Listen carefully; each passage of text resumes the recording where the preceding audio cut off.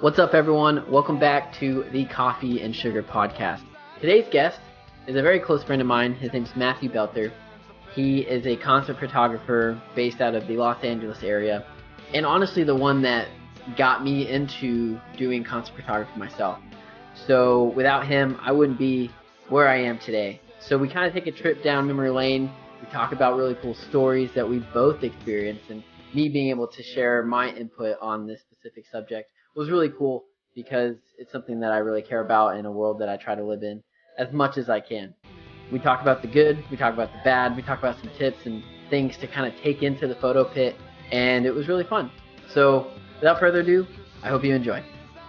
So, Matt, I have no agenda. I've obviously known you for quite a while. So the whole point of this is to understand and get to know you as Matt and a concert photographer and where you got started, and then go from there. And then we can talk back and forth about fun stories that we've all both experienced in doing this together. Absolutely, brother. Absolutely. All right. So, I think that the best way to start this out would be, go back, I'm going to say 2016, right? And I had a camera, right? And I love music, and I was trying to figure out a way to kind of pull all that together, right? And, like all of us do, we're at shows, there's lots of energy, lots of excitement, and, just trying to figure out for myself, what would be the next logical step to pull this off. So I was living in San Francisco at the time, and a friend of mine, his name's Jason Miller, we were having dinner, and he's a fantastic photographer. He's based in the UK right now. And we were just talking, and he's like, look, man, this is a tough one. It's tough to get in. It's tough to make a name for yourself. And, but if you want to, you got to put the time in. And so, for me, James, I didn't know what putting the time in actually meant, to be quite honest. It was very different than it is today. And so what I tried to do is get out there and get into the small clubs and start shooting stuff. I didn't have a camera that was worth a damn. I had no experience, and everything was just learning on the fly. So one of my friends was one of the original honeypotters, right? So, honeypot at the Mint in Los Angeles, and he introduced me to John Anderson. And John was super dope and asked me, to start coming to his shows and shoot, right? And when did that connection happen? That was probably maybe 6 months after I started shooting anything. So maybe 2015 or 16, give or take, right?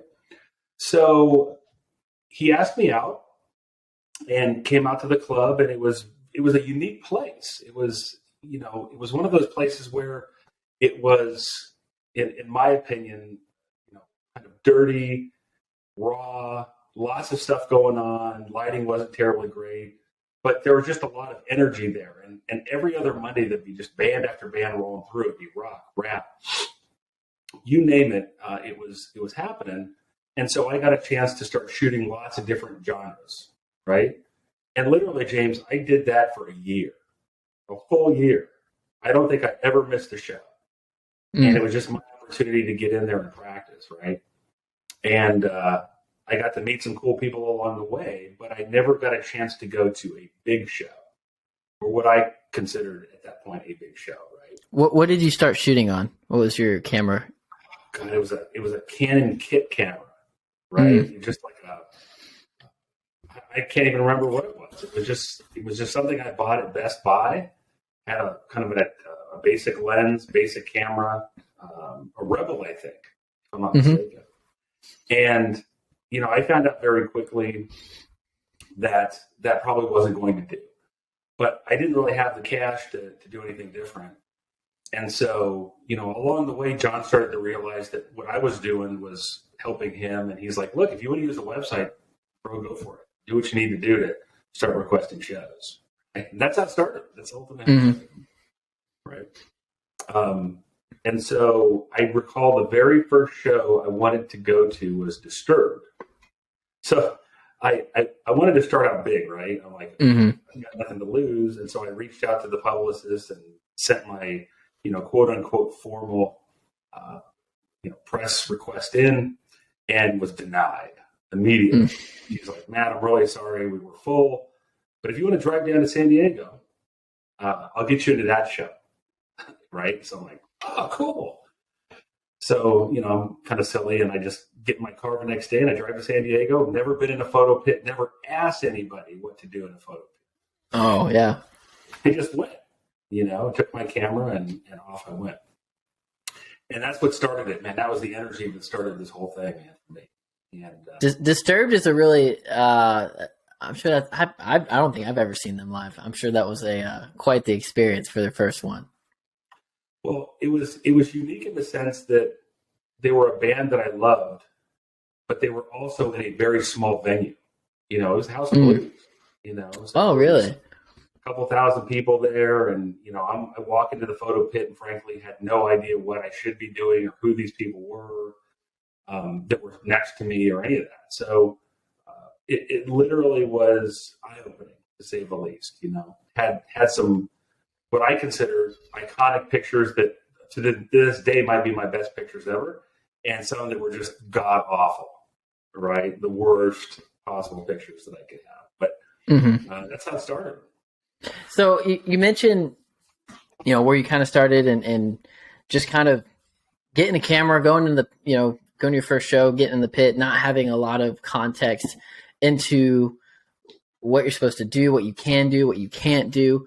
You talked about, Honey Pot, which I shoot for Honey Pot and forever grateful for everything that Honey Pot's done to get me to where I am today. But I think talking about just being a publication and how to maintain, credibility and, build those relationships is like important. And I want to kind of go down that avenue as well. Sure.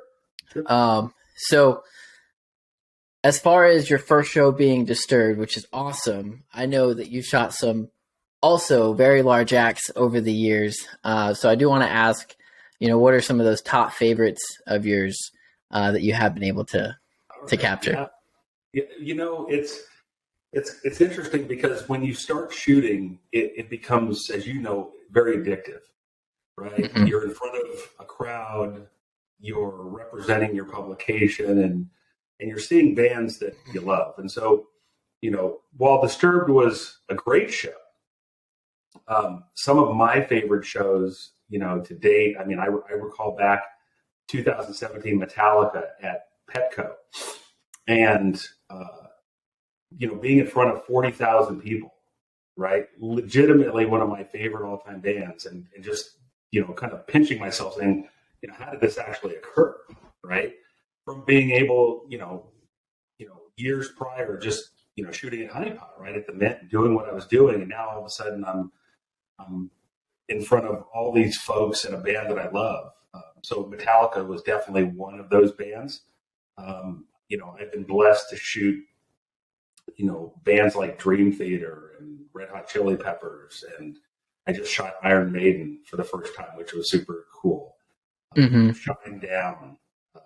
There's just so many bands that are iconic. We did the arena tour with Motley Crue and Def Leppard recently, which was a lot of fun. And these are big, kind of iconic types of shows that you might say are bucket list shows or once in a lifetime types of things. So I always had those aspirations, right, to dream big and shoot big, but I had to kind of start from ground zero to be able to pull that off. Mm-hmm.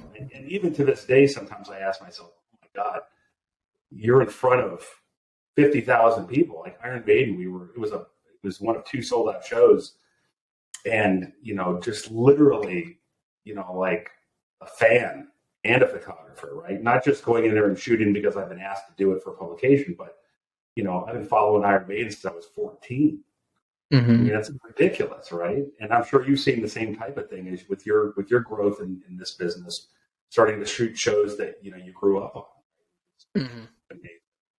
Korn being that one for me that comes to mind of everything came full circle for me when, I remember reaching out to you. I was like, hey, do you think we should put in for corn? And, you're like, yeah, why not? And I was like, I don't know if I'm there yet, or I don't know if, I'd get approved for that one. And, when you called me that day and you gave me that approval, I was like, last September, it was like a year ago. I just like, I got chills. It's like, whoa, this is surreal. And so I've definitely had those moments because it's like kind of unlike anything, I feel like. Absolutely, man. And the joy of what we do, shooting music, can be traced back probably to our early years growing up as a kid and, latching on to certain types of bands, whether it be Korn or Iron Maiden or Metallica or whoever, right? Tech Nine, done many times. And you get out there and you're doing this stuff and you're just, like you said, you get those goosebumps. You're in a place that most people will never get a chance to be in. And I don't take that lightly at all. Because, as you mentioned earlier, you're representing a lot of different people and there's a lot of eyes watching what you do. And so, at the end of it all, to be able to kind of represent, whether it's Honey Pot, the Vinyl District, Coffee and Sugar, whoever, to go out and put your best foot forward and release, amazing content is what we do, And so, while I'm not out there every other day anymore, which when I started, it was like, I was so addicted. I was like, hey, I got to go to every possible show that I could possibly do. And that sounds a little cliche, but it's true. I go 2-3 shows a week. If I can get in, I'm going. I don't care what. And, now I'm a little bit more selective as you are, because we don't have enough time in the day to be able to do all this. But we'd love to. And so now it's much more bucket list types of shows that are paying me to attend, which is much more prevalent these days, things of that nature. And it's still to this day, it's the same type of chills that I had when I started, years ago. What would you tell someone like yourself going into the Disturb pit for the first time? What would you tell a new photographer or, someone that's never been in a pit before? Like, what kind of advice would you give them? Yeah. Well, it's interesting because that's that question has a lot of meaning for me in lots of different ways. When I first went into the pit, I didn't have anybody to help me, right? That first Disturbed show, not honeypot stuff or, just rolling into a random club, but, I didn't really have the really street credibility or the credentials or maybe any friends who could help. And so I came back home and I was looking through photos and I'm like, I don't know. I honestly don't know what I should be doing. Right. And so immediately what I did, let me just turn this off. This is going to really annoy me. What I immediately started to do was reach out to people in the industry local that I was friends with. Right. So Joe Lester is an amazing photographer out here in LA. Joe is also known by the name of Spider. He's the new bassist for Steel Panther. And he's a friend of mine. And I remember him taking time with me to walk through all these pictures one night. It was like literally 1 a.m. and we were Zooming and he's like looking at stuff and he's like, man, that picture's really good. And then the next 10 were like, man, those are really shitty. Right. But he was being honest with me, right? He was being honest. And so he was giving me tips and tricks and things to think about that maybe going into the pit I didn't really realize. And so, what I would recommend, for anyone going into the pit for the very first time is first and foremost, know your camera before you go into the pit. The pit is not a place to learn how to shoot manual. So understand what your camera can do, understand what your camera can't do, right? Because there are certain cameras, not all of us have the same gear. Some people shoot Canon, some people shoot Nikon. There's people with kit cameras, there's people on iPhones. know what you can and you can't do, because if you know that up front, you're not going to be as disappointed or as thrilled when you walk out of the pit. Yeah. Understanding how to use the controls of your camera in the dark, right? You're not at home playing around and being able to play and adjust and tweak. You're doing everything within 3 songs, maybe 2 songs sometimes, right? And so you just don't know what you're going to get in a photo pit with the lighting and who's there with you, if it's a couple of you in a photo pit or if it's 10 of you or 12. And so you just don't have time jockeying around with all those folks to figure that out. So I think the first thing would be understand your camera, understand how to shoot, manual, and learn it prior to going in. Practice anywhere you can, out in the garage, with your dog, in the street, local clubs, whatever. Mm-hmm. I think the second thing, James, is really important, and it's, I don't want this to sound cliche, but you really got to be someone who takes the time to know who's in the pit with you. Be friendly. Say hello, shake someone's hand. Everybody who's in the pit has different experiences, right? And the unique part about that is that I was that person, you were that person, mm-hmm. right? Where you have, you walk in there thinking you have no ungodly business being here. And yet there's someone that's next to you that has been doing it for 10, 15 years and can really help you.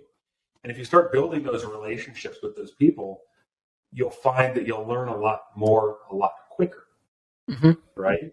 And you honestly can't underestimate the power of, the photon group, if you will, because they'll be not only your friends and your comrades in the pit, but they'll help teach you different things, different styles. Mm-hmm. If people are using different lenses or refractors or composition things, whatever the case may be. So I think that's really important. And then finally, one of the most important things is that do your research. Do your research in advance of going to the show in question, right? So if you're going to Disturbed and you're going to shoot the first 3, do you know what the songs are going to be? Can you go in and watch videos of their recent tour and try to figure out what they're going to be doing and prepare? Mm-hmm. Is there going to be fire? Is there going to be some type of unique kind of stage antics that you want to catch? Is there a place that you might want to be to catch that? It's truly one of the most important things that one could do as it relates to preparing to be in the pit, and most people don't do it. Mm-hmm. I can't tell you. I mean, I'm going to be releasing probably tomorrow my Scorpions coverage from San Diego over the weekend, and I researched it all, and I knew what was going to happen, and my pictures will probably be very different from everyone else's because I did that. And I think that's an acquired taste. It takes time because you can't really do all that without knowing, your camera, knowing the mechanics of the camera, mm-hmm. what do you call it, the exposure triangle, things like that.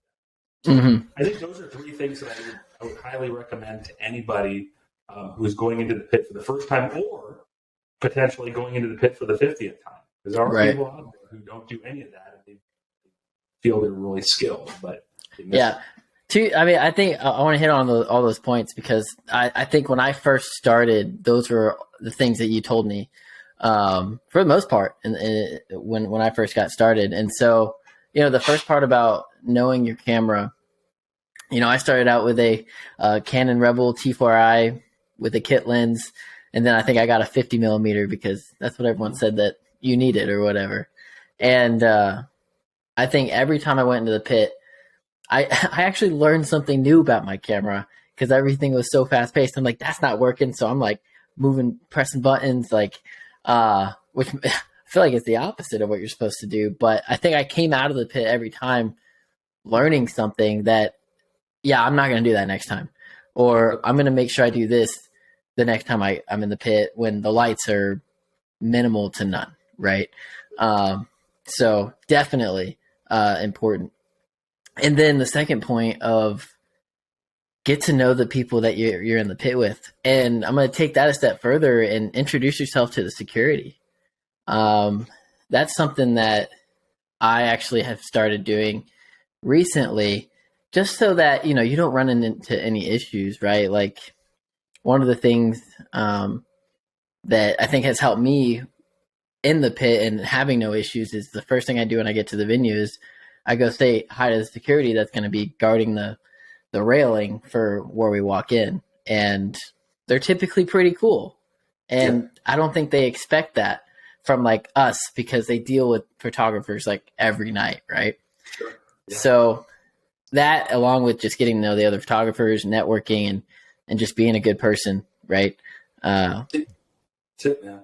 Yeah. If I think what you just said times 1,000, right? Being a good person to others, security, other photographers, fans, right?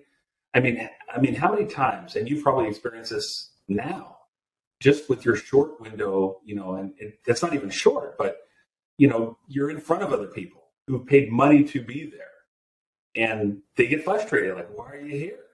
What do you do? And if you were nice to them, you give them a business card, perhaps hey, I'll shoot you a photo. You just make their experience even better. I mean, a lot of these folks don't know us from anyone else. For all you know, you could be Disturbed's photographer or whoever, right? And so all of a sudden you're like, hey, here's my business card. If you want to pick, I'm only going to be in front of you for a couple songs, so on and so forth. That could make their night, right? And so I'm with you 100%, man. It's just, treating people well and with respect goes a long way towards, making this much more enjoyable. Yeah. And I think for any photographer in any city across the country, it's, why wouldn't you want to network with the other photographers that are in the pit with you? Maybe some of them are tour photographers, but majority of the time they're going to be, for me, Dallas-based photographers, Fort Worth-based photographers. For you, it's LA, in the surrounding areas. And it only helps build like a better photography community. You follow each other, you like each other's posts, and, you feel that support from just your local community. And when you're in the pit again together for that next show, it's like, yo, what up, dude? How's it been? I've been, man, I don't know. I guess I'm at this for like probably 5 or 6 years now. And just over the years, I've made so many friends in the pit and people that I talk to all the time. I've talked to you about my buddy Robbie, who I met like 6 years ago, right? Like, I still shoot with him today. It's cool to kind of, build that community, especially locally and, abroad, as you move into different cities and do different things or whatever it may be, right? So go ahead. No, you're preaching to the choir now. It's those relationships that I find are the most important, right? Some would say that this could be a second family of sorts, right? Mm-hmm. And so when you're out in the photo pit, you're talking to your friends and you have a special relationship with them. I mean, for those who follow me, they'll get why that's so important, because a lot of times the pictures that I post immediately are not what one would expect them to be. Mm-hmm. They're pictures of the photogs in the photo pit. We all get together and we take cool photos that are goofy and fun and they're memorable, right? And you walk away going, wow, that was, great. And we've all been to shows that you're like, man, that didn't really work. It's like the lighting was crappy, the band didn't sound, they weren't on tonight, but you had a great time with your folks out in the pit. And that, to me, that's one of the huge benefits of doing that. And it ties right back to what you said, which was you treat people well, because you don't know who you're shooting with. I mean, you'd be amazed sometimes that, the person next to you is the tour photographer, or the person next to you is literally, it's their first time ever in a photo pit, right? Mm-hmm. Or it could be some other random person that, someone that the band sent in, or someone from the band, or whatever. Right? Yeah, I just shot the Amity show here in Dallas a couple weeks ago, and I got a message on Instagram from another photographer, and she was asking if I knew if Amplified Live had a photo pit, and I said, yeah, I'm pretty sure they do. And she's like, okay, yeah. She's like, I'm shooting there this Sunday, and I go, wait, I am too. Are you gonna be at the Amity show? She's like, oh yeah. And I was like, same, I'd love to say hi, right? And, we were there, and I guess it didn't even cross my mind. I just, all the photographers were there. We're just all chatting and stuff. And after the fact, I like saw her post her photos. I was like, wait, I didn't get to meet you. And she's like, I was a little nervous. And I was like, I don't know why. I mean, I get you don't know who I am, but at the same time, it's like, I'm just a normal person. We're all normal people, whether it's, like you said, our first show or, our 100th show, right? We're all there to have a good time and do what we love to do. And so it was actually, I think, her first show shooting. So I'm sure she was also nervous about that as well. But yeah, no, it's just like a experience that I just recently had. And around that, it's like no need to have any sort of fears of talking to other people there that are doing the same thing you're doing, right? Like we're all kind of in it together, Exactly. Absolutely true. And so your third point of doing your research, it was funny because I remember when you first told me that, and you told me that a few times after that, and I have been known not to do my research in the past and miss things and not realize, dang, I probably should have known that, but I didn't. Certain jump shots or whatever.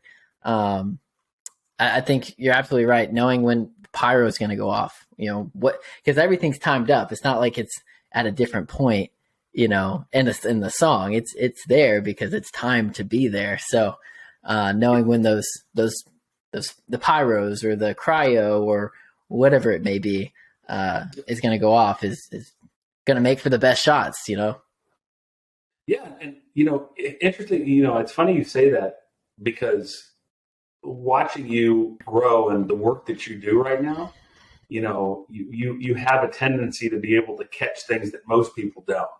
The jump shots that I've seen from you have been spectacular, right? And I've even seen, I think someone called you Jumpman James or something like that. some of these photos were amazing, and it goes to show it's not by chance, right? People don't do that. They just don't look up and, oh my God, this dude's 10 feet out of off the riser. You take time to study that, and it's an acquired taste. It doesn't happen overnight. When you first start out, you're not worried about that. You really are. You're in the pit. You're looking around. You're sizing everyone up. You're trying to figure out, how do I get a shot, not the shot, right? It's just any shot. Something right. that looks cool. And your photography's really evolved to the point where you're capturing moments now of a show that are very different than what everyone else captures, right?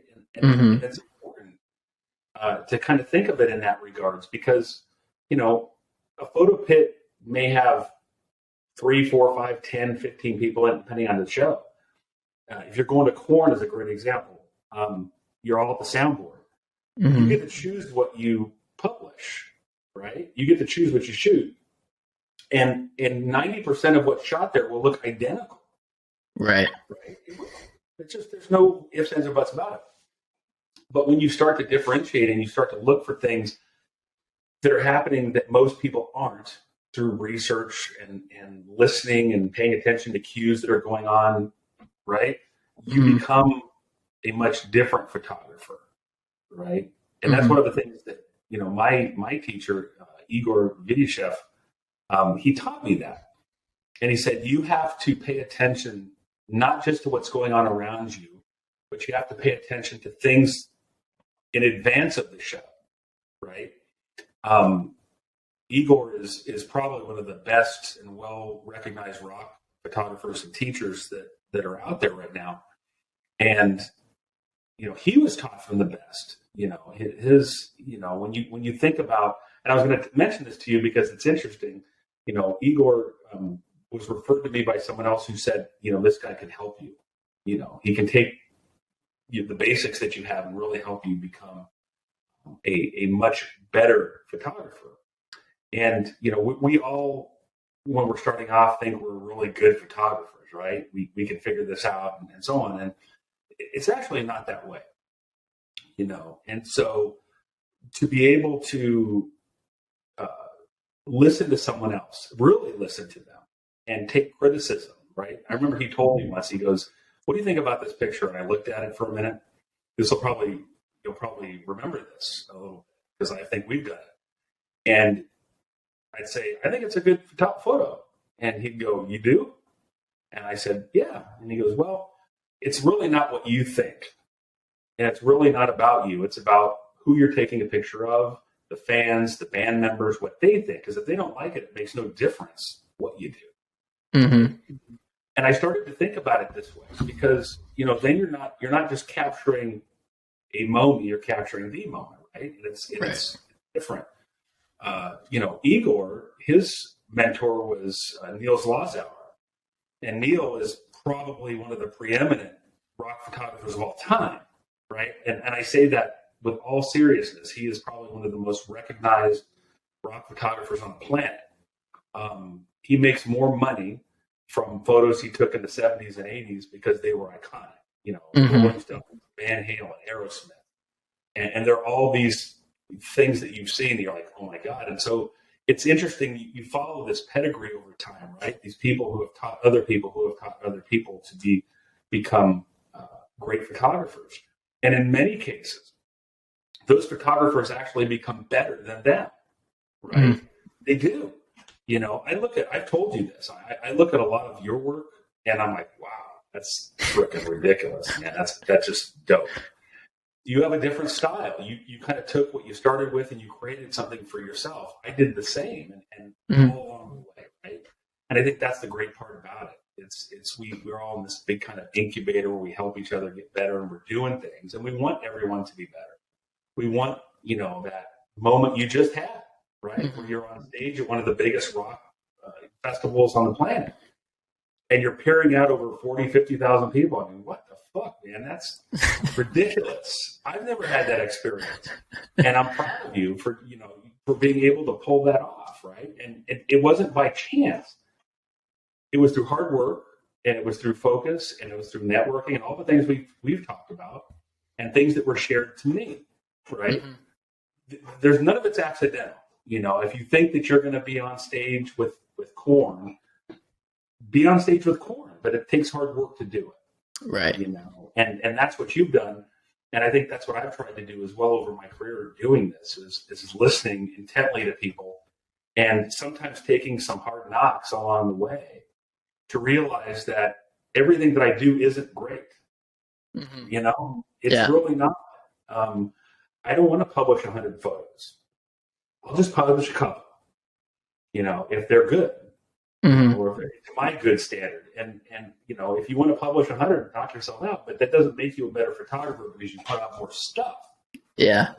You want to put out stuff. And that's what I saw last week with some of your stuff. I'm like, oh shit, that's cool, right? He's got it. He's got this, he's got the composition and he's got the confidence and all that stuff. And so it's an evolution, if you will. Yeah. Yeah. So, I've mentioned Adam Elmakias before, and you know who that is. And this tweet that he made a couple months ago, I saw, or a buddy sent to me, and I'm gonna read it. It's concert photography in 2022. The moment you capture better make the viewer's jaw drop. Anything short of that is just noise. And I took that to heart. It's one of those that you're absolutely right. What you just said, it's like, you could publish 100 photos. Cool. You could publish 2, right? But make sure it's something that when you put it out, it's going to make people be like, whoa, that's dope. Right. And walking that fine line, there's a bunch of fine lines in the, criticizing yourself and being super critical and stuff like that I try to be very careful of. And, I talk with my buddy Justin, who shoots for Coffee and Sugar, about that a lot. And, he has to check me sometimes because I will get down on myself about my stuff. And, we kind of have this cool balance between like, no, dude, that's actually really good. You should be proud of that. But yeah, no, I've gotten to the mindset if I'm gonna share something, I want it to be something that when someone sees it, it's like a second take, Yeah. And that's kind of what I've been kind of focusing on, because that tweet is now cemented in my head every time I think about editing or posting something. Yeah. Well, and James, it's funny you mentioned that, because I know exactly what you're talking about. I think we may have even mentioned it together. It was a very polarizing tweet if you followed it, because we're now in a day and age where everything is supposed to be good, right? Mm-hmm. And so when he made that, there was a lot of people out there who were like, "Oh my God, how could you say that? It came across terrible. We're out here trying our best." And you really have to take it for what it's worth, right? Mm-hmm. Which is, just like Igor told me, when you are going out and you're shooting at a show, you can have the same framed up version of a bassist that 12 other people have, unless you choose to do something different. And we were doing the arena show with Motley Crue, Def Leppard, and Poison about a month ago, and we had this little kind of, the ego ramp came out, and there was 3 or 4 photographers that were with us, and Alan Hess, who is another one of these kind of critically acclaimed photographers, authors, friend of mine. We've shot a lot down in San Diego, and he was just randomly off into a completely different area, right? Not right in front where you would think we would be. He's off on the corner and he's doing his thing. And I asked him, I said, help me understand, now this is like an OG photographer. He's legit. Couldn't even carry his bags most of the time. And he tells me, he goes, "Look, I look for things that you all aren't looking for, because I don't need to stand, in the middle of the pit to get the same shot that everyone else is going to get and everyone else is going to post, and it's all going to look the same. I want to try to find something that means something to me and will mean something to the band." And I was looking at my photos and his photos, and we were just comparing notes. And it was cool that I found some unique stuff too. But it goes to what Adam said, that the ability to have something that's amazing, that jaw-dropping, if you will, is something we should all strive for. You're not going to get that every time or every show. You just aren't going to do it. Right. You're not going to nail the jump shot. It's not going to be tap sharp. You're going to have the neck of the guitar out of the picture, or the foot, or something, right? We all criticize ourselves. "Oh my God, I missed it. If I just would have known that. That was really cool."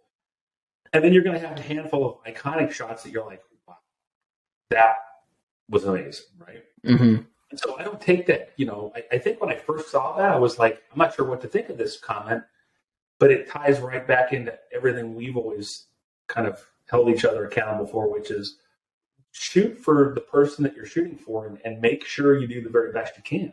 And you do want someone to turn around and go, "Whoa," and that could come through editing. It could come through lots of different types of things that might be different, right? And that's exactly how one needs to think these days. Right. Yeah. And in a world so saturated, right? Concert photographers are everywhere. There's so many of them, right? And how do you separate yourself from everything that they're doing? And your comment of like that guy that stepped out to the side. I was actually in the pit recently, like maybe a couple of shows ago at Southside, and they I don't know, probably had like 4 or 5 photographers in the pit, and my buddy Zach had made a comment like in between sets of like, actually no, it was actually like probably like 7 or 8 photographers. There's a lot, and he made the comment because there were so many people in the one spot trying to get that same shot when the artist came up right in front of the stage, and he's like, why would you want a crowd there? Just step back and get a different angle. Like no one's going to get that same angle that you're getting because they're all up at the front. It's something that I also think about when I'm in the pit. And you made a comment earlier about, when you're in the pit, you're just trying to get a shot, in the beginning, when you're first starting out, you're just trying to get a shot. I remember when I first started and I started my editing process, and I'm just looking for a shot that's in focus. If I have a shot in focus, I'm happy, at that point. Right. And, as you kind of time goes on, you get a little bit better about making sure that focus is there. And, maybe you upgrade your gear like I did, because I was like, I need a new camera. I want a new camera. It's time. And then COVID happens and I don't get to use it for 2 years. Sure. But it's one of those, now it's like, okay, I find myself focusing on trying to find that, like you said, like that shot or like that moment that you think is going to kind of stand out among the rest. It's kind of my mind. And you can take that one step further too. And I truly believe this is that the photo pit is kind of a canvas of sorts, right? You have lots of different places you can stand. There's lots of different angles you can take. It's important to understand composition, right? And looking at a stage and trying to figure out spacing and all this stuff. And it doesn't mean you have to go off on a tangent and roam around an arena and take pictures that aren't in the first three to be different. You can find, just as you said, those pictures are right there in the photo pit, in whether it's the first three or two or whatever you're given. Mm-hmm. And if you just take a time to catch your breath and step back just for a second and say, hey, this angle there's no one else in this angle that's going to catch what I'm going to catch. And once you do that, then you're off and running, and you can find those iconic pictures and you can find things that are, uniquely different. You don't have to, sneak away to the top of the arena or go out into the crowd unless you have the authorization to do so. And you go out and knock out pictures that are killer, Mm-hmm. The other thing I try to do too is, everything counts when you're thinking about photos. It's, many photographers make the mistake of, I'm just going to frame up the body, right? The guitar, the body, the mic stand. Sometimes it's a close-up of the face. Sometimes it's a close-up of the guitar. Sometimes it's something else on stage that's completely unrelated. Don't forget the crowd, right? The crowd, you can get some iconic photos of the people that are there sharing in what you're doing. And most photographers, I'd say 99% of them, don't take any pictures of the crowd whatsoever. They're focused on, Jonathan Davis, right? They want to see the iconic mic stand and they want to see Monkey flying around and all this stuff. And yet the dude that's behind who's just losing his shit would be a really cool picture too. Right? Yeah. And that person might share that with 1,000 people. So there's just lots of ways to go about it. I think that canvas that you have can be very different if you utilize it. Yeah, and something that I did for the first time this year, because it was right in front of me, was because everyone has their phones up, right, and they're recording, and I think it was the Era show I shot with Justin actually, and I just saw an opportunity. The screen was bright and it was like pretty well positioned on the stage from a picture perspective, and I just focused in on the screen, and it turned out to be like one of the coolest photos from the night, because it's like, it's a different perspective. I think that might have been the second time. The first time I did it was Dayseeker, and there was like terrible lighting, and I took an opportunity to try something different, and then ended up being a really cool. Yeah. But that sets you apart from other people who are looking for something very, standard. If you can only take pictures of what's in front of you, and if what's in front of you isn't good, the lighting's terrible, there's smoke, there are terrible colors, whatever the case may be, you're going to have to improvise. Improvise. You can't plan that. You don't know. You'll get to a big show and they're like, James, we're really sorry, but it's soundboard, and you're like, what? The approval I got was for the photo pit, or nah, we're not going to do 3 songs. We're just going to do 1. Yeah. Right? Or we don't want you in the photo pit at all. You can shoot anywhere from the crowd, and you came an hour later than you should have, and there's nowhere really to be. So now you have to create, and what you just said, resonates, because those types of pictures are very few and far between. And they're cool, and they're important. Yeah. And so, well done. There is the Corn show where the first 3 were from soundboard, And in the first two songs, they had that screen down in front of them where they were playing behind it. And you had one song where they were actually like, there was no screen. And it's like, it's almost, it's a challenge, right? Like you're like, all right, I have to crush it. Like I have maybe 3 minutes to get the shots that are going to determine how good they're going to be. You know what I mean? But even then, you know, I remember seeing, I mean, Facebook groups can be toxic, but I'm more so a spectator. And, you know, I saw people commenting about that show and how they were like, I don't want to go to that show because it's only first 3 from the soundboard and there's a screen down for the first 2. And it's like, they should be taking the opportunity to try to do something that is creative. You know what I mean? Kind of like what we've been talking about. They're challenge yourself. Where's the challenge if you're just trying to get photos from the pit that maybe everyone else is also just getting, you know? So, yeah. Yeah, I think that you're right. You know, the ability, whether it's soundboard, I mean, yeah, I get it. Everyone wants to be in the pit, right? It's the energy. You're in front of the crowd. You get the best angles and so on and so forth. But I've been to a lot of shows, regretfully, that if I would have been at the soundboard versus the pit, I probably would have had a better set of pictures. Mm-hmm. So, you know, you can only work with what you're given. The marketing, the PR groups, the stadium where you're at. You get to work by their rules, you know.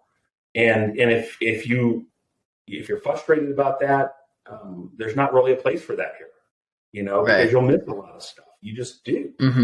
You know, you can throw a tantrum, and I've seen that with different photographers. Oh my God, I can't do this, I can't do that. I'm probably a victim of it myself, right? And you have to just kind of calm down a little bit and realize that, look, this is what you give it. And if you go out and you do what you can, you'll still have a great time and you'll get some great pictures. But you know, that to me is the joy of what we do, is that you just don't know what you're going to get. You know? Right. Yeah. And, you know, you got to think that there's a reason for everything as well, right? Maybe, you know, the thought that went through my mind is, all right, Korn wants these two songs to have the screen down in front of it because they probably have some super cool visuals that they want people to capture, right? They know photographers get the first 3 songs. They've been doing it long enough, you know? So it's like, you're showing off what they've created for their live show. And I think that's important in itself for the band, for the band as well, you know? Absolutely. So, a question that I've asked in the last 2 interviews that I think I'm just going to keep going is a oh shit moment that you've had. If you've had multiple, you can share, but an oh shit moment in your concert photography journey. Yeah, I've got a great one. This one really hurt too. And we all have those oh shit moments, probably more frequently than we'd care to admit, but some of them are worse than others. Okay. So I'm going to go back about 90 days ago, and Sum 41 was rolling through. And I love Sum 41, right? They're a great band to shoot. Energy, jumps, all sorts of really cool stuff. And I threw a flyer in there at the last minute and said, hey, can I get approved for this? My kind of week opened up and they got an approval letter, right? Super stoked. So what do? I'm getting my gear ready. I'm cleaning everything, getting my cards all stoked, set up and ready to go. Get everything packed up, head to the House of Blues, right? So I get there and it was like a dream, man. I walk up. Think of it. It's like almost like that Nirvana moment where no one's hassling you. I walk up, the security guard, hey, Matt, how you doing? Good to see you. Come on in. And I get up, I get my photo pass. I see a couple of friends. And the first band was going on, right? I think it was Magnolia Park, right? We talked about that band, right? I'm like, oh, they're really good. They're a great band. Mm-hmm. So I'm going to test my camera. Test it. Break out the camera, take off the lens cap, focusing on the stage, getting ready to go. And there's no memory cards in my camera. And I'm like, God damn it. What do I do with it? And, the first thing I'm thinking about here is, I'm okay. I got spares. right? We're photographers. We have spares, spare batteries, spare memory cards. Go into my little box of stuff. I'm going through it. There's spares. I'm like, where the hell are the spares? So the person I was shooting with, she's looking at me like, what's wrong? And I'm like, now I'm freaking out. Like, oh, this sucks. And so I don't know what to do at this point. And I'm like, I can't go home. It's too far away. I'm going to miss the show. There's no one else that's shooting Canon either. Right? So I can't, what I need and what is available may not work. So I pack up my stuff and I'm starting to walk out. She's like, where are you going? I said, I'm going home. Nothing I can do, She goes, maybe you can come back tomorrow night. There's another show. And I sent a note off and said, hey, this is what happened. This is terrible. And they said, sorry, you missed your chance. And it was one of those oh shit moments for me because I wasn't feeling good. I had a lot of things going through my mind and I didn't pay attention to the details. And so those details count, it's like having your earplugs ready to roll, having your approval letter in case you need it at will call, making sure your batteries are charged. It was just a lapse in memory. James, that's never happened in 7 years. I've never left my memory cards, all of them. Not just the ones I reformatted, but all the other ones I reformatted too. And I came back and they were all lined up on my desk. And so I just stayed home and had dinner and that was that. But it was one of those kind of oh shit moments that you think about and you learn from, right? You learn that, look, even with all the experience one has, we make mistakes. Don't be too tough on yourself for making it and get better the next time, And so now every time I leave, I go through a checklist. Batteries, memory cards, straps, photo pass holder, earplugs, whatever the case may be, and I try not to let that happen again. But ultimately, it will, and I'll have to deal with it. But it was one of those moments that was unfortunately just brutal. So I don't get to answer this question in the previous ones because I don't work in the same industries that they do. But because I'm a photographer, I'm going to share my oh shit moment. It was last year. I was shooting. It was the Porter Robinson and Jai Wolf show. Yeah. And I have a extended battery grip on my camera, and I get there and getting the camera set up with the other photographers, and the clip that goes in my battery extender grip wasn't there. It wasn't in my bag. It was just not there. And I was like, I'd left my battery clip at home. Luckily, I had my batteries, but the thing that I didn't know if I had or not was the actual door to the camera. So if I took off the battery grip, then I could still use the camera itself. Sure. Because on the R2, the Sony R2, they don't allow you to use the camera if the door is open. It says doors open. It won't let you use it. Thankfully, there's a place in the grip that you can store your battery clip for the camera, and that saved the day. But if I hadn't put that battery door in that extender, I would have not been able to shoot that night. So it was a oh shit saved moment. But no, your heart sinks when those things happen.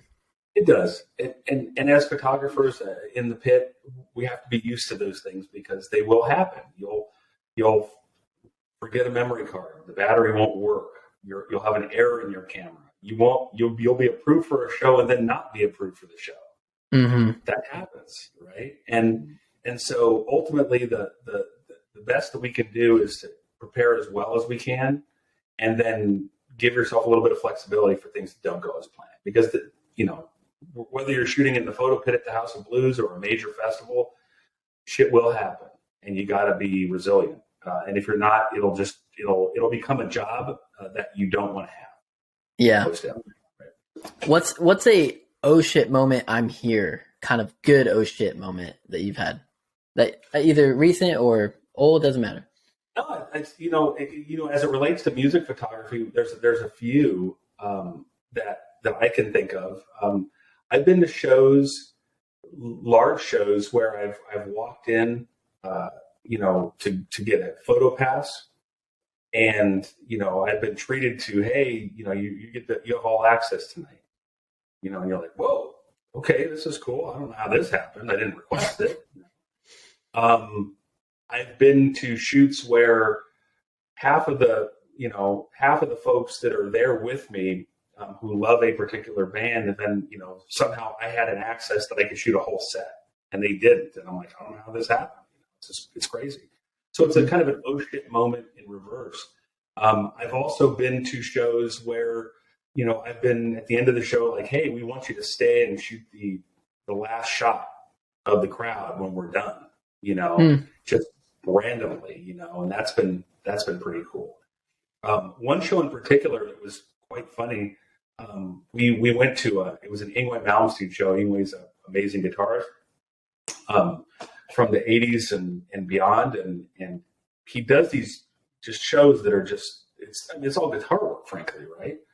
And we got there and they didn't have our photo passes, and we're like, what are we gonna do? And the House of Blues manager goes, well, we're sorry, but you're not approved. We're not going to be able to let you in. And then someone came out and said, we're going to give this whole crew all access so they can shoot. So this is going to be great, right? And so we go in there, and there's three or four of us. And I decide I'm going to start on the ground, and the other guys wanted to go up on the stage and shoot on the side stage. So I get down there, I'm in the photo pit myself, I'm doing all my stuff.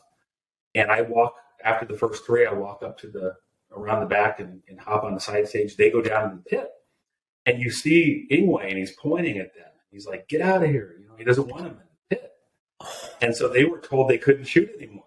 And I had got all my shots, and I'm on stage looking, and I'm kind of peering down, and they're looking at me, and they're just laughing. It was just a funny moment. And we laugh about it to this day because it was so random. I mean, if it would have been me, I wouldn't have been shooting anything, but it was one of those really cool oh shit moments that I got a chance to do something that a lot of people don't do. Right. Mm-hmm.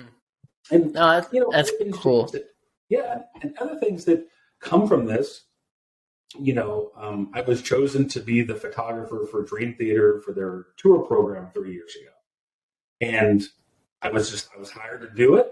And, I was told up front, don't count on any of your pictures being in the tour program. And I'm like, what do you mean? And they said, well, it's pretty, they're very particular about how they do what they do. We just want a bunch of shots. Shoot the whole show. Give us everything you got. Dream Theater is one of my favorite all-time bands, for sure. They're just technically amazing, and I love them. And so just to be able to go and shoot a whole show is great, because typically it's a soundboard shoot or beyond, and you get what you get. Mm-hmm. And what was really cool, that oh shit moment times 100, was when they sent me the tour program. 90% of the pictures were mine. Oh, that's awesome. Not just little ones, full page photos. Mm-hmm. And I'm like, oh my God, I'm going through the thing and I'm marking them, like I would do. I've got my little post-its and put that down. And I go through this whole thing, right? I'm like, oh my God, this is amazing. And literally like 90% of the photos are my photos, right? That's cool. And the guy who put it together was the same person who does all of Rush's stuff. So it was really cool looking, right? And they did some unique stuff that I wouldn't have done. I mean, they literally told me, just send me JPEGs. That's all we want. And I'm like, that's all you want? Edit them a little bit, but that's all we want. We'll take care of it. And they did. And it turned out really cool. And I was just so proud of it because, for a whole 2 years, that was a tour program that they were using. And people would come up to me, hey, can you sign this? Or just random shit. I'm not like that anyways, but I'm like, it was just cool to be part of it, if just for a minute. So it was kind of a cool shit moment. Yeah. I remember when Korn shared my photo last year after the show, and I was like, I don't know, I was on lunch or something. And I just like saw it come by. I was like, Korn tagged you in a post, and I like double taked, and then I screenshot it and I sent it to you. And I was just like, dude, check this out. Like, that was I think that was like the pinnacle of that oh shit moment for me, with just being able to full circle shoot Korn and all that stuff. And what was actually cool is they took my photo and they actually like altered it a little bit to make it like where like 3D photos are like red and blue, and they kind of overlaid a little bit. They did that whole thing with with a shot of Brian head, and I was like, that's cool. Like I mean, I wasn't even. I was like, you could take it and make it even cooler. Like that's sweet. Appreciate it. You know, like really random things like that happen, and it just makes you just like so excited to be in a spot to be able to do those things, and you know that's what makes this so exciting. Exactly. And you know, the thing for me personally, and what I see in you and how you've done your work, and I've seen it replicated with people who are successful doing these things, is that you put the time, effort, and energy into the work, right? No, you're not going to, corn is not going to just post any random photo, right? There's a lot of people who shoot corn. The last time I shot them, there was 15 to 20 photographers, and they're not posting 15 or 20 shots. They're posting one or two. And they post the ones that are you know, connected in some way to the fans and to the band, and that are like, you know, I always say it kind of iconic looking, right? Whether it's behind the screen or behind that mic stand or whatever. And I remember seeing that. And what was fun throughout that day, if you recall, was you sent it to me and I was like, oh my God, they posted my shot. And then we'd go back throughout the day and it would be ridiculous numbers of people who were liking it. I mean, literally thousands or tens of thousands. It was just silly. Yeah. And at the end of the day, we're like, wow, dude, that was freaking awesome. I've never even had a picture that was, you know, well liked. And it was just kind of that viral train, right? Mm-hmm. And I know how proud you were of it. And how, I know talking to John, I mean, we were talking about it in Honeypot. He's like, oh my God, this is exactly what we do. It's the incubator. He goes, now the student is teaching people, which is totally cool, man. So, you know, little things for us photographers, you know, liking something or reposting it or tagging us, it goes a long way. And I wish more publicists or bands would do it, because the work that we do sometimes is very unheralded. Mm-hmm. And, you know, we write, you know, I know you write really well and I do. And, you know, you'd like people to get the experiences. Yeah. And I think what I've learned literally in the last like 365 days is there's a huge community out there, photographers. And you know that, you know, older, younger, you know, they've been doing it for a long time, not have been doing it for that long. And I think it goes as far when other photographers share your work that, you know, inspires them. I do that all the time. When I see something, I'm like, that's cool as shit. I'm going to share it to my story. You know, I'm going to comment. And, you know, when I see people also reciprocate that thing, that same thing for me, it's just like, it makes me feel good that I can help. I say help, but like kind of inspire people as well with the work that I put out. So Justin, he bought me a book, and it's called Steal Like an Artist. I have it over here on my side table. And one of the main like underlying themes behind it was everyone copies everyone. There's no original ideas anymore. Everything that you do was derived from something that you saw. So copying people isn't necessarily a negative thing if it helps inspire you to do something of your own. And I read the whole book in like a day, like not a day, like a sitting. And I want to recommend it to you and anybody that listens to this, because it's an easy read. It's pretty small. It's like a square book, and it's a motivating kind of feel that gets you out of your comfort zone to try something new, to learn from other people. And, you know, I think for me and anybody that's listening, we're always looking to spice it up, change things up, test the waters, see what works. And, you know, after I read that, it was kind of what kind of inspired me to move more into like the double exposure stuff. And that's been super fun. And, just overall, just, you know, the mindset of nothing is original. Copy away, but make it your own. And that's kind of what I've been kind of trying to live by on the creative side. Yeah, I think that's a great way to think about what we do, because yeah, when you're at a show, we're all going to get the same viewpoint, and how you make that your own. There's 100 photographers, 1,000 photographers. There's so many people who are so good, and what I try to do is, I try not to be competitive, right, with others. Sometimes that creeps in, unfortunately, I think with everybody. And it's just part of human nature. But I try not to make it that important for me because, we can look at things, and you mentioned like the toxicity of some of these groups, right, that are out there on the web, and people criticize their stuff and get all nasty about different things. And frankly, what I'm always looking for is not the commentary.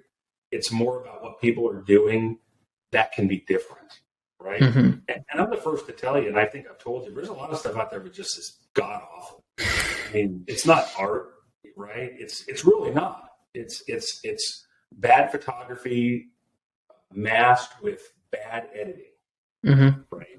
And it just doesn't look good. And when you look at some of that stuff, you're like, no, that's not okay. Then you look at other stuff, and you ask yourself, what was this person actually thinking when they did it? Because it was super creative. Now, it may not be my cup of tea. Right? You and I were talking about double exposure stuff, and you know what? I'm not sure if that would be for me, although I'm going to attempt to do some of it just to try it. But you have figured out a way not just to do it, but to make it look cool. I would be doing it just to do it, and it doesn't resonate artistically, right? I think what you're going to find, like if you look at the upcoming set from the Scorpions I'm going to put out, you'd get the impression I was on stage with them. And that's how I portrayed this. And it doesn't look like I was in the photo pit. It looked like I was standing on the stage. And I shot very particular because of the way I saw this layout. And, if you want to use a refractor, knock yourself out, I guess, right? But don't do it to disguise just bad work. Anyone can, throw an orb on your lens, and you can have refractions of light, and it looks really cool. But if the picture behind it isn't cool, it ain't cool. It's just the way it is. I'm sorry, and no one's going to change my mind about that. I give everyone an A for effort, but if you really want to go the extra mile, do stuff that resonates with you and that turns out really well, because that's what you've done now, right? Is you've done some things that I don't think I could do, and I look at them and I think that's what bands would love. The bands that you shoot for right now and other things, they dig that stuff, right? And it's done professionally and it's done artistically, and there's not a lot of people that are doing it, right? So, to throw out something right now with just, the new, it's blurry, right? And blurry is cool. It's not cool. It's really not. It doesn't look good.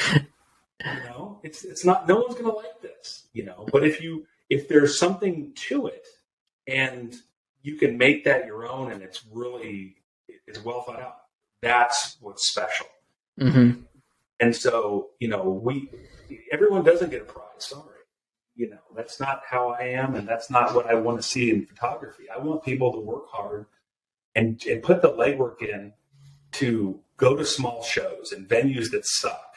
Lighting is crappy, and it's rough, and there's big mosh pits, and you got to just get in there and figure it out, because you become a better artist as a result. Do you remember?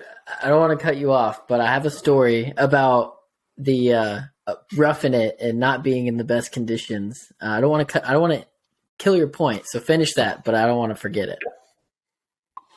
So for me, when you think about roughing it and having to go in and do something that was, you didn't plan for this, right?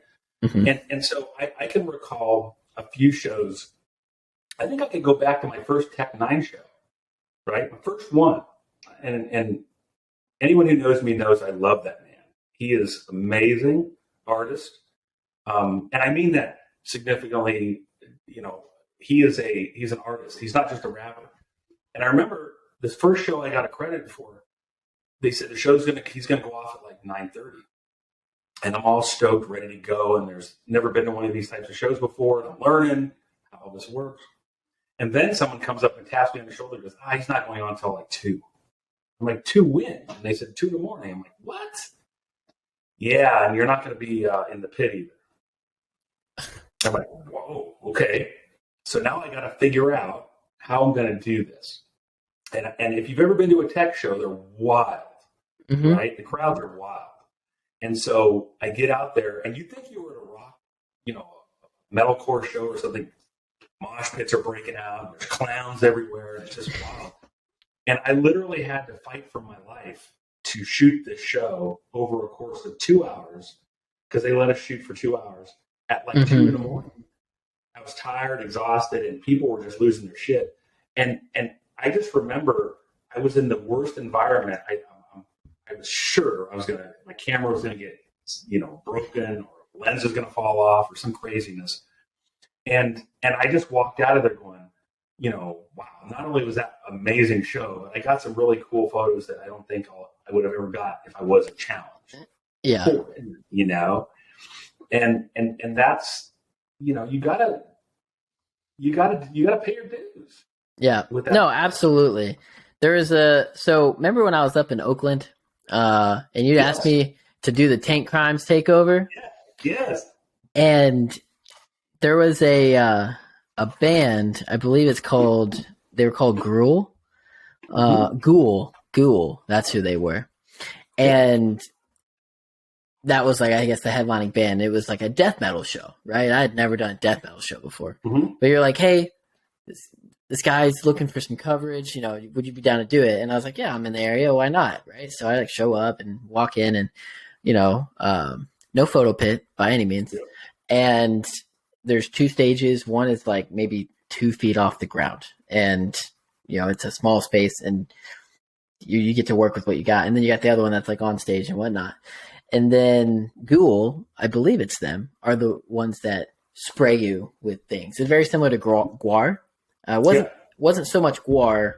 It wasn't the band Guar, but it was the same kind of thing. They're like spraying you with green and red and all that stuff. And I had no idea that was about to happen.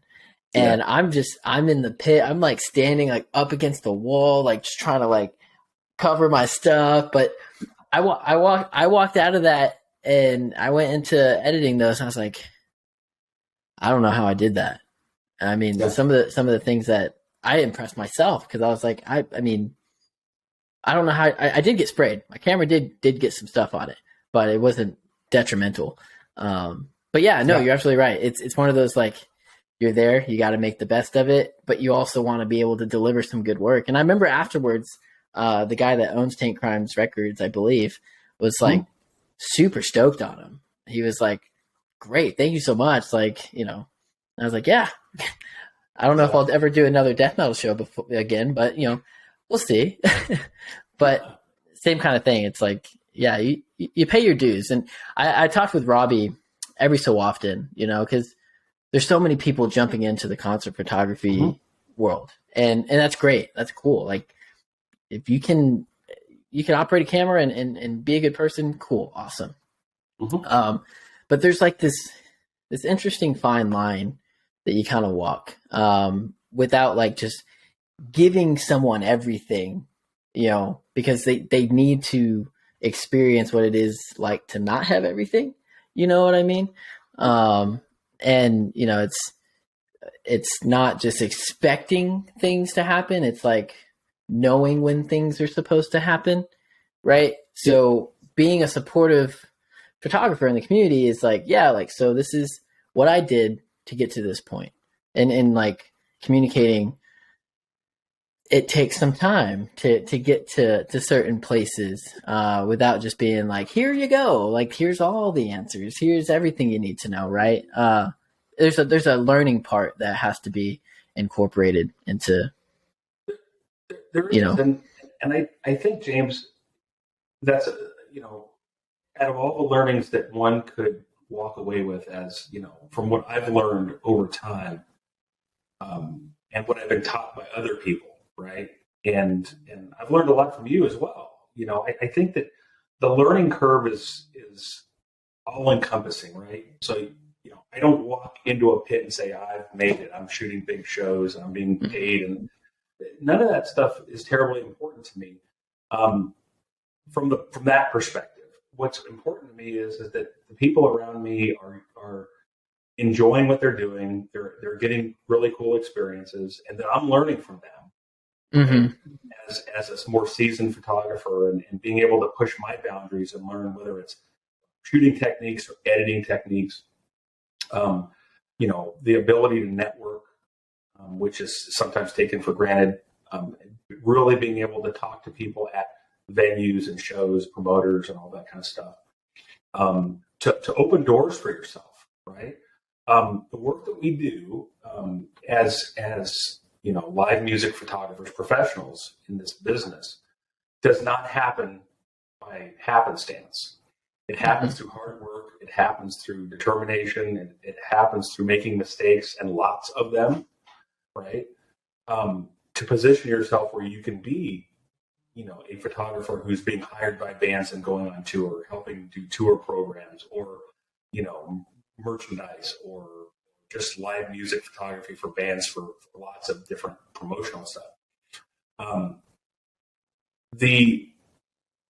The ability to recognize the people around you and to thank them for what they've contributed. For me personally, there's a handful of people out here in this marketplace that I look at and say, if not for that person, I probably wouldn't be where I'm at today.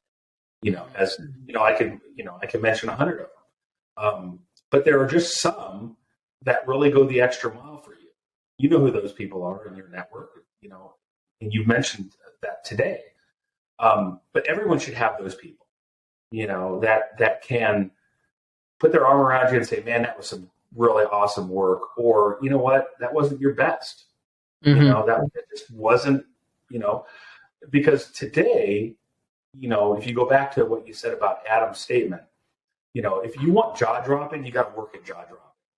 There ain't no one coming behind the camera and is just blazing out jaw dropping stuff all the time. Right. It's not true. You do it by shooting a lot, and you make a lot more mistakes, and you get a lot of really bad pictures, and then you learn from those pictures and you move on, and it's not just thanking, oh my God, James, that was the best thing I've ever seen. Keep going. You've taken some hard knocks along the way. I've taken some, right? And I do recall that, that comment that Joe gave to me, and it was like, these aren't really good. Mm-hmm. You need to do something different. Let's figure out what you did wrong. Yeah. And it goes back to that beginning statement of, what do you do in the photo pit? Learn the damn camera, right? Backwards, forwards, dark, light. How do you do it? Because if you can't focus a camera, you can't shoot. Right. You can't. And so you have to have that network around you to be supportive, non-judgmental, but honest. Yeah. Right.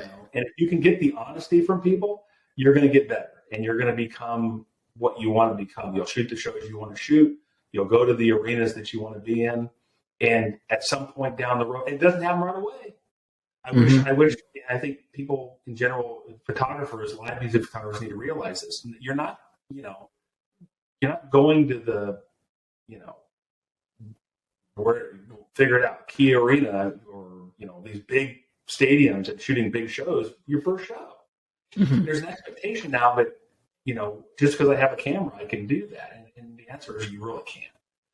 You gotta put your time in, and you gotta, craft, an ability to be a little different, and then you'll start to be able to do that. I started off, Honeypot, Mint, bands no one's ever heard of for a year. And before I even got my first chance, that wasn't even a real chance. It was just a default mistake. And then, you start networking more and you get into it. And I try to pass that along to anyone who shoots for Honeypot or at the Vinyl District or wherever I'm shooting, pass on the things that I've learned so it's easier for them. But just because it's easier for them doesn't mean that it's going to be easy for them. Because I can give you all the tools of the trade as a photographer who's done it for a long time, but if you can't articulate it and translate that to something that looks really cool, it doesn't matter.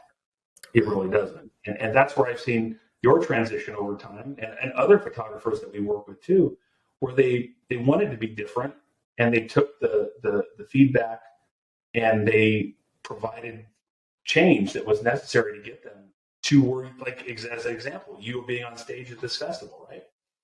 Watching that, that was an iconic photo, right? Mm-hmm. Something I haven't done to that degree. And I'm like, wow, I'm proud of that, because maybe something along the way helped cultivate in him a different way of shooting that got him to there. And that's, John Anderson at Honeypot, he shared that with me once. He goes, we're just a big incubator. We have lots of talent. We work hard with everybody, and we get people where they need to go. And then they become the teachers for other people. And now you're doing that with other people too, with your own Coffee and Sugar and your own publication. And these people are going out on your behalf and shooting, and it's something you should be proud of, right? Mm-hmm. And, for me, I don't have issues with that. I told you that. I don't have issues with any of it. You need to be doing those types of things for yourself. And then it's just going to be the next generation of really kick-ass, amazing live music photography. Right. And I think it's worth noting, and the people that will listen to this, that there's nothing wrong with shooting for a publication. I owe everything that I've been able to do as a concert photographer to Honeypot and you, Matt, and John, and all the people out there that are supporting me and making things happen for me. There's this stigma sometimes out there that people, don't want to shoot for a publication because it's free, because whatever reason, right? And I'm an advocate. I mean, that's one of the reasons why we started Coffee and Sugars, to allow more opportunity for people like the opportunity that you guys have allowed for me. So, just a big shout out to you guys and John and everyone else that's, well, I just want to add one thing to that, because I think that's an important statement for folks right now. There's a lot of, when you read a lot of these publications, these boards and Facebook and Twitter, and there's a lot of nastiness about, exposure and this and that, right? You've seen all this nonsense. Mm-hmm. I've always told folks, do what you're doing for the right reasons, right? Everyone has their price, so to speak. And every one of us deserve to be paid in the ways that we want to be paid. But that doesn't happen overnight. You don't become an amazing rock star photographer overnight. You do need to push those around you who are trying to get things for free to pay you, right? And that's important. But it's not the end all be all, because if you can convert that goodwill, if you will, to something different, you will end up in the place you want, right? And I get paid for a lot of shows now, and 5 years ago I wasn't. But I learned from the right people, not just how to be professional about it, but to understand your worth and what you're providing. And then ultimately, what do I want to do and what do I not want to do? I don't want to go on tour. That's not what I want to do. But I don't have a problem locally shooting for shows that want amazing pictures for their, archives or whatever they want to do. Mm-hmm. And I don't hold it against, if someone wants to go on tour for 6 months and that's their thing, that's cool. It wouldn't be for me right now, But the tour programs I've done, and I've done CD covers, and I've done a bunch of other stuff that came through hard work. And I appreciate your, the support of Honeypot and what we've tried to do for all of our photographers, right? And to see success stories just like yours, where, what John's vision was for this whole thing was spot on. When I look back 7-8 years ago with him, and he's like, this is the incubator, you'll see that people will come and go, and they'll become super successful. And you're just another, kind of shining star in the Honeypot, Honey Potters, if you will. Right? You still do work for John and mixing and other things, but you're doing your own thing now, And if you look back at John's history, there's so many people that were in his network that, he sat on the Honeypot stage, right? And no one knew who the hell they were, right? Tech Nine was someone John worked with eons ago, right? Serge from System of a Down was one of his first interviews, right? If you think about that, right? At Honeypot. It's crazy. Yeah. And he's just he's a brilliant guy. him and Jeff and everyone who's at Honeypot are amazing folks. And they just allow us to do what we want to do. Mm-hmm. We've never had restrictions on people. He doesn't want that. Shoot what you want, do what you want. And so if you want to shoot metal or rock or emo or this or that, do it, And I hope that you'll do the same with your team. You let them shoot what they want to shoot because they'll dig it. Yep. And that's the philosophy that I've honestly adopted from what you guys have been doing. It's shoot whatever you want. It's supposed to be fun. It's supposed to be enjoyable. And that's 100%. Yeah, and if you love what you do, it's going to translate into money. It's going to translate into new opportunities. It's going to translate into improve relationships with those around you, and it becomes fun. And if you don't do it, it becomes a beast, and you don't want to do it anymore. And I've seen more photographers just say, "Fuck it, not interested. There's too much drama, too much chaos." And for me personally, I'm floored. If I get to a show and I get to hang out with some cool people and I get to see some quote unquote bucket list bands that, have this time continuum thing for me, and I'm obviously a little older, but I have fun with it. Right. And so I don't want to stop doing it, and at the end of the day, if others that are just joining and seeing this for the first time are going, wow, that's pretty cool, I'd like to kind of emulate that. Find your way. Shoot the music you love, rock, rap, techno, whatever you want to do it. There's all, just be good at it. Don't expect to be good at it right away, but become an expert in what you do, have fun with what you do, and build those relationships. And if you do, you'll be successful. Yeah, I'm right there with you, man. So I want to be respectful of your time. We have had a fantastic conversation, and we've definitely gone over that hour mark. But I'm totally cool with it because it's been great. But I do want to again be respectful of your time. I have really two final questions. Well, one more. So first question is there anything you want to say to kind of close out who Matt Bouter is, and obviously where you can find him on socials and check out his photos? Go ahead. Yeah, it's great. So I guess,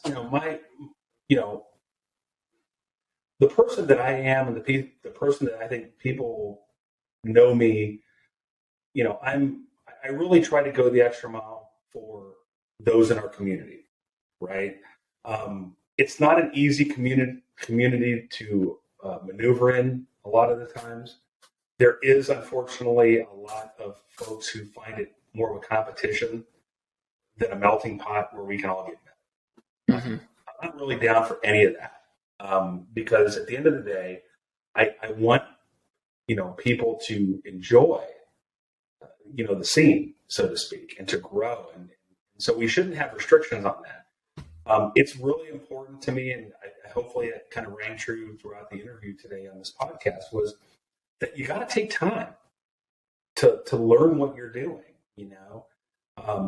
and you surround yourself with people who can make you better, who aren't just going to tell you yes, but are going to challenge you a little bit. And I think those are the people in my network. And I see you as one of those people too, who have challenged me, and maybe you don't know it, but it happens. I can think of folks right now like Steve Brazel, who's a good friend of mine, who is literally one of the best concert photographers I've ever seen, technically like no other. Right? Yeah.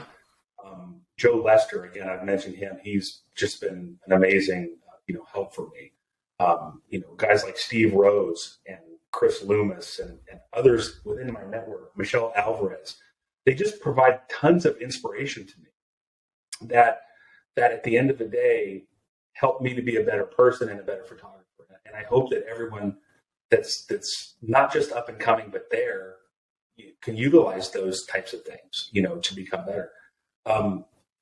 For myself, I just want to continue to do what I do, which is shoot amazing bands, have great experiences, enjoy music, right? Which is the soul of all of this, which is if you don't enjoy the music, you're not going to be a really solid live music photographer.